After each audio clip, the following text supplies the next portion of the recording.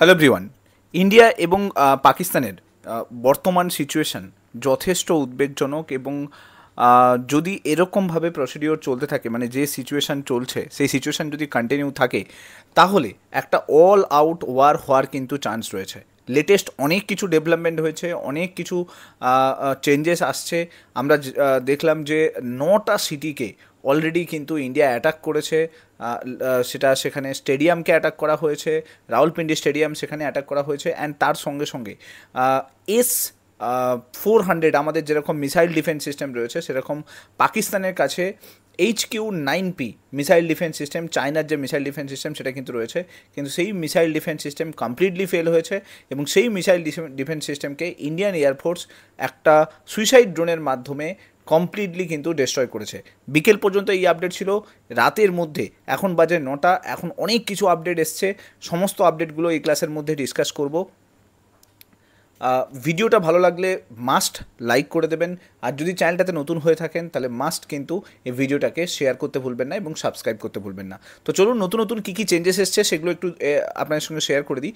নাও প্রথমে যেটা একদম নিউজ দেখতে পাচ্ছেন, ইন্ডিয়া কিন্তু ডিপ্লয় করেছে IGLAS air defence system, air defence missile. Now এখানে একটা আপনাদেরকে একটু ধারণা দিয়ে থাকি যে বর্ডার এরিয়াতে কিন্তু S-400 মিসাইল ডিফেন্স সিস্টেম রয়েছে।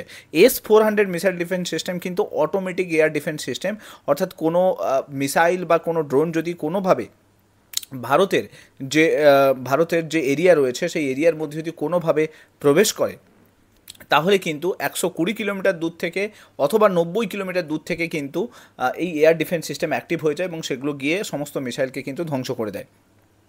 ভারত অনেক দিন থেকে চেষ্টা করছিল এরকম এয়ার ডিফেন্স মিসাইলকে যদি বর্ডারে কোনো সোলজারের দ্বারা বা কোনো আর্মির দ্বারা যদি কমপ্লিটলি ছাড়া যায়, তাহলে কিন্তু অনেক বেশি হেল্প হবে। কারণ কি, এয়ার ডিফেন্স সিস্টেম সবসময় তো রিলোড হতে পারবে না, কিন্তু এই যে যেটা পোর্টেবল এয়ার ডিফেন্স সিস্টেম সেটা কিন্তু রিলোড হওয়া যাবে, খুব তাড়াতাড়ি রিলোড করা যাবে, খুব তাড়াতাড়ি ফায়ার করা যাবে।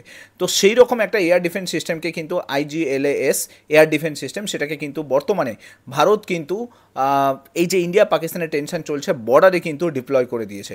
এতে ইন্ডিয়ান আর্মি অনেকখানি কিন্তু কনফিডেন্স পাবে, গ্রাউন্ড থেকে অ্যাটাক করতে পারবে। সেকেন্ড যে ডেভেলপমেন্টটা আসছে সেই ডেভেলপমেন্টটা হলো ইন্ডিয়ান আর্মি অলরেডি কিন্তু সমস্ত যে সিজ ফায়ার চলছিল পাকিস্তানের তরফ থেকে, সেখানে Indian government completely operational freedom provide করেছে ইন্ডিয়ান আর্মিকে, যাতে তারা প্রপার অ্যাপ্রোপ্রিয়েট রিপ্লাই দিতে পারে। এই যে পাকিস্তানের যে সিজ ফায়ার চলছে সেই সিজ ফায়ারের এগেনস্টে প্রপার অ্যাপ্রোপ্রিয়েট যাতে রিপ্লাই দিতে পারে, তার জন্য কিন্তু ইন্ডিয়ান আর্মিকে অপারেশনাল ফ্রিডম প্রোভাইড করে দেওয়া হলো। কন্টিনিউ হচ্ছে, আমরা দেখলাম যে পাকিস্তানের দিক থেকে আর্টিলারি ফায়ার হচ্ছে, শেলিং হচ্ছে। তো সেই সিজ ফায়ারের মুহূর্তর জবাব দেওয়ার জন্য ইন্ডিয়ান আর্মিকে অপারেশনাল ফ্রিডম প্রোভাইড করে দেওয়া হয়েছে ইন্ডিয়ান গভর্নমেন্টের তরফ থেকে। নাও থার্ড যে ডেভেলপমেন্টটা আসছে সেটা হলো সৌদি মিনিস্টার রিসেন্টলি কিন্তু অ্যানাউন্স করেছে, এস জয়শঙ্করের সঙ্গে একটা মিটিং হয়েছে, কথাবার্তা হয়েছে, এবং সৌদি মিনিস্টার কিন্তু সাপোর্ট করেছে ইন্ডিয়াকে। আমরা জানি যে পাকিস্তান অনেক দিন ধরে বলে আসছিল যে টার্কি তাদের সঙ্গে আছে, সৌদি আরব তাদের সঙ্গে আছে, ইরান তাদের সঙ্গে আছে, বাট যেটা দেখা যাচ্ছে যে সৌদির যে মিনিস্টার সে কিন্তু এস জয়শঙ্করের সঙ্গে কথা বলেছে এবং সেখানে কমপ্লিটলি কিন্তু ইন্ডিয়ার সাপোর্টে কিন্তু সৌদি গভর্নমেন্ট কিন্তু রয়েছে, সেটা ডিক্লেয়ার করা হয়েছে। এরপরে একটা খুব বড় ইম্পর্টেন্ট ডেভেলপমেন্ট হচ্ছে, সেই ডেভেলপমেন্টটা হলো যে IAF Indian air force already Gaganyaan astronaut Ajit কৃষ্ণনকে ডেকে পাঠিয়েছে অপারেশন সিন্দুরের পরে। অজিত কৃষ্ণন খুব ভালো একজন পারদর্শী এয়ারফোর্স অফিসার বলতে পারেন, এবং তার সঙ্গে সঙ্গে তিনি সুখোই 30 এবং MiG-21 চালাতে কিন্তু খুব ভালো পারদর্শী, এবং বর্তমানে দাঁড়িয়ে রাফায়েলকেও চালাতে হবে। তো এরকম একজন পার্সনকে দরকার। তার মানে ইন্ডিয়ান গভর্নমেন্ট খুব বড়সড় একটা এয়ার স্ট্রাইক করার চিন্তাভাবনা করছে, আর তার জন্যই মনে হয় যে অজিত কৃষ্ণনকে ডাকা হচ্ছে ইন্ডিয়ান এয়ারফোর্সের তরফ থেকে। এখন দেখার বিষয় পরবর্তীকালে কি হতে পারে, অজিত কৃষ্ণন কোন অপারেশনে যেতে পারে। তবে অজিত কৃষ্ণনের কাছ থেকে যেটুকু আপডেট পাওয়া গেছে সেটা হলো যে ইন্ডিয়ান এয়ারফোর্সের তরফ থেকে তাকে ডাকা হয়েছে, এবং হোপফুলি পরবর্তীকালে ইন্ডিয়ান এয়ারফোর্সের তরফ থেকে একটা স্ট্রাইক পাকিস্তানের উপরে আসতে পারে। নেক্সট যে ডেভেলপমেন্টটা আসছে সেটা দেখতে পেলাম যে ফ্রান্সের তরফ থেকে ইন্ডিয়াকে কিন্তু সাপোর্ট ডিক্লেয়ার করা হয়েছে, যে টেরোরিস্টদের এগেনস্টে যা কিছু স্টেপ নেবে তাতে পাকিস্তানের এগেনস্টে কিন্তু ফ্রান্স সবসময় থাকবে। কারণ আমরা অলরেডি 63,000 কোটি টাকার ডিল সাইন করে রেখেছি ফ্রান্সের সঙ্গে। রিসেন্টলি আমরা রাফায়েল ফ্রান্সের কাছ থেকে 26টা নিয়েছি, তো ফ্রান্স আমাদের সঙ্গে থাকছে। এই যুদ্ধ যদি লাগে ইন্ডিয়া এবং পাকিস্তানের মধ্যে, তাহলে ফ্রান্সকে ইন্ডিয়া কিন্তু অ্যাজ এ পার্টনার কান্ট্রি হিসেবে পাবে। নেক্সট যে ডেভেলপমেন্টটা আসছে সেটা হলো যে ডোনাল্ড ট্রাম্প এখানে কিন্তু দোগলাপন দেখা যাচ্ছে। ডোনাল্ড ট্রাম্প দেখতে পাচ্ছি যে একটা নতুন স্টেটমেন্ট দিয়েছে যে ইন্ডিয়া পাকিস্তানের যা কিছু ইস্যু হওয়ার তা হয়ে গেছে, টিট ফর ট্যাট হয়ে গেছে, এখন তাদেরকে যুদ্ধ বন্ধ করতে হবে, টেনশন বন্ধ করতে হবে। তো এখানে একটা সময় ডোনাল্ড ট্রাম্প বলে যে ইন্ডিয়ার সঙ্গে রয়েছি, আবার কখনো কখনো বলছে যে না, পাকিস্তানের সঙ্গে যুদ্ধে লড়াই করে কিছু লাভ নেই। ইন্ডিয়ার সঙ্গে, ইন্ডিয়া এবং পাকিস্তানের এই যে টেনশন, এটা সাউথ ইস্ট এশিয়াতে নতুন করে একটা বলতে পারেন যে টেনশন ক্রিয়েট করছে। তো এটা বন্ধ করা খুব দরকার আছে। আমরা জানি পাকিস্তান কখনোই কিন্তু ইন্ডিয়ার সঙ্গে ছিল না, আমেরিকা কখনো কিন্তু ইন্ডিয়ার সঙ্গে ছিল না। আমেরিকা যা কিছু থিঙ্ক করে, যা কিছু স্টেপ নেয়, সেগুলো তাদের নিজেদের স্বার্থে কিন্তু স্টেপ নেয়। সেটাই কিন্তু ডোনাল্ড ট্রাম্পের চিন্তাভাবনাতে দেখতে পাচ্ছি। মাঝে মাঝে একটা স্টেটমেন্ট দেয় যে ইন্ডিয়ার সঙ্গে আছি, আবার মাঝে মাঝে স্টেটমেন্ট দেয় যে আমরা ইন্ডিয়া পাকিস্তানের যুদ্ধ চাই না। তো এ একটা বেসিক্যালি বলতে পারেন যে দোগলাপন এর মধ্যে রয়েছে। যাই হোক, পরবর্তীকালে দেখা যেতে পারে যে যখন ইন্ডিয়া পাকিস্তানে অল আউট ওয়ার হবে, তখন ইউএস কোন দিকে স্টেপ নেয়। এরপরে একটা মোস্ট ইম্পর্টেন্ট ডেভেলপমেন্ট যদি দেখি আমরা, সেটা হলো যে যত ফ্লাইট আপনি পিকচারে দেখতেও পাচ্ছেন, সমস্ত ফ্লাইট কিন্তু এই মুহূর্তে হচ্ছে ইউটার্ন নিচ্ছে পাকিস্তান বা ইন্ডিয়ার দিকে না যাওয়ার জন্য। কারণ কি, রিটালিয়েটস যে কোনো সময় হতে পারে, ইন্ডিয়া পাকিস্তানের মধ্যে রিটালিয়েটস হতে পারে। তো এই জন্য পাকিস্তান এবং ইন্ডিয়ার এয়ার স্পেসে যাওয়ার চিন্তাভাবনা সমস্ত ফ্লাইটকে দেখা যাচ্ছে যে ইউটার্ন নিতে।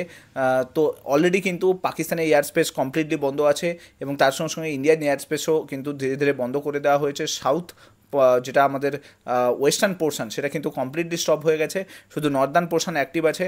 এখন সমস্ত যে কোম্পানিগুলো রয়েছে, এয়ার ইন্ডাস্ট্রিগুলো রয়েছে, যেরকম ইন্ডিগো রয়েছে, এয়ার ইন্ডিয়া রয়েছে, তাদের সমস্ত ফ্লাইট কিন্তু ক্যান্সেল হয়েছে। এটা একটা মেজর ডেভেলপমেন্ট বলতে পারেন। HQ-9P অলরেডি আমি আপনাদেরকে বলেছি যে চায়নার তৈরি করা এরকম মিসাইল ডিফেন্স সিস্টেম কাজ করেনি, কমপ্লিটলি ডিস্ট্রয় হয়েছে। ইন্ডিয়া কিন্তু রিসেন্টলি অ্যাটাক করে এটাকে কমপ্লিটলি ধ্বংস করে দিয়েছে। এরপরে যেটা সব থেকে, এই জাস্ট ভিডিও বানানোর আগে 5 মিনিট আগের খবর বলছি, 5 মিনিট আগে ইনফরমেশন আসছে যে পাকিস্তানে 8টা মিসাইল ফায়ার করেছে, এবং জম্মুর সাম্বা রিজিয়নে এই হচ্ছে ফায়ার করা হয়েছে। তারপর আমাদের যে S-400 মিসাইল ডিফেন্স সিস্টেম, সেই 8টা মিসাইলকে কিন্তু অলরেডি প্রোটেক্ট করেছে, 8টা মিসাইলকে কিন্তু ধ্বংস করে দিয়েছে। কিন্তু জম্মুর সাম্বা রিজিয়নে কিন্তু একটা ড্রোন অ্যাটাক হয়েছে, জাস্ট খবর আসছে এক্ষুনি যে একটা ড্রোন অ্যাটাক হয়েছে। এখন দেখার বিষয় সেই ড্রোন অ্যাটাকের পরে কী হয়েছে, এখনও পর্যন্ত কোনো নিউজ প্রপারলি আসছে না।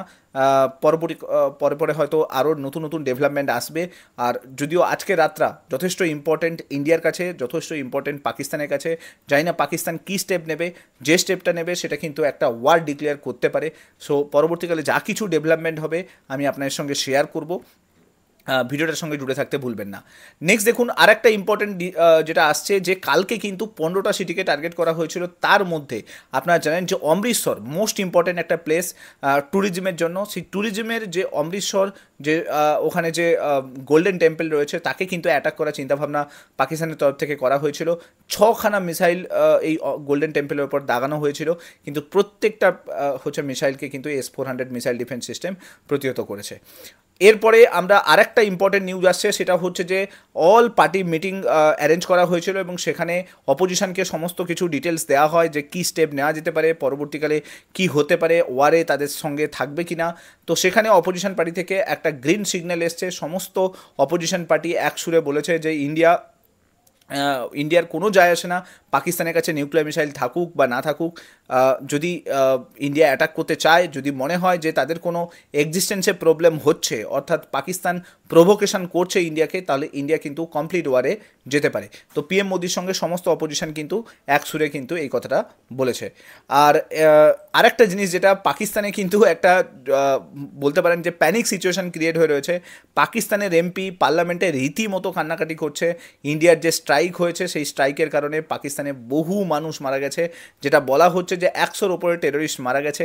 এবং পাকিস্তানের যে মিনিস্টার রয়েছে, সে মিনিস্টার এমপি মিনিস্টার তো বলবো না, এমপি, সে রীতিমতো পার্লামেন্টে গিয়ে কান্নাকাটি করছে যে ইন্ডিয়া এবং পাকিস্তানের মধ্যে ডিপ্লোম্যাটিক সলিউশন যাতে খুব তাড়াতাড়ি করা যায়, তা না হলে এমপিও জানে যে পাকিস্তানের এক্সিস্টেন্স থাকবে না। যাই হোক, এরপরে যেটা আরেকটা রিপোর্ট আসছে সেটা হলো ইসরায়েল এই মুহূর্তে একটা ট্রাভেল অ্যাডভাইসারি রিলিজ করেছে, যেখানে বলেছে যে যারা এই মুহূর্তে পাকিস্তানে আছে, যারা পাকিস্তান অকুপায়েড কাশ্মীর রিজনে আছে, leave the country now, leave the country immediately. এটা ডিক্লেয়ার করে দিয়েছে ইসরায়েল, কারণ ইসরায়েল বুঝে গেছে যে এরকম একটা বিশাল বড় টেনশন ক্রিয়েট হতে চলেছে।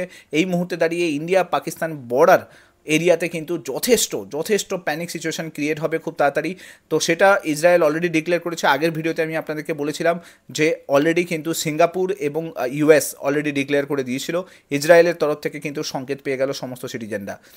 নেক্সট আরেকটা যেটা সবথেকে মোস্ট ইম্পর্ট্যান্ট আসছে সেটা হলো পাকিস্তানের ইনফিল্ট্রেটার রাজস্থান বর্ডার ক্রস করে ঢোকার চেষ্টা করছিল, বিএসএফ তাকে কিন্তু গুলি করে মেরেছে। তো আপনারা জানেন যে রাজস্থানে shoot and sight order declare করা আছে।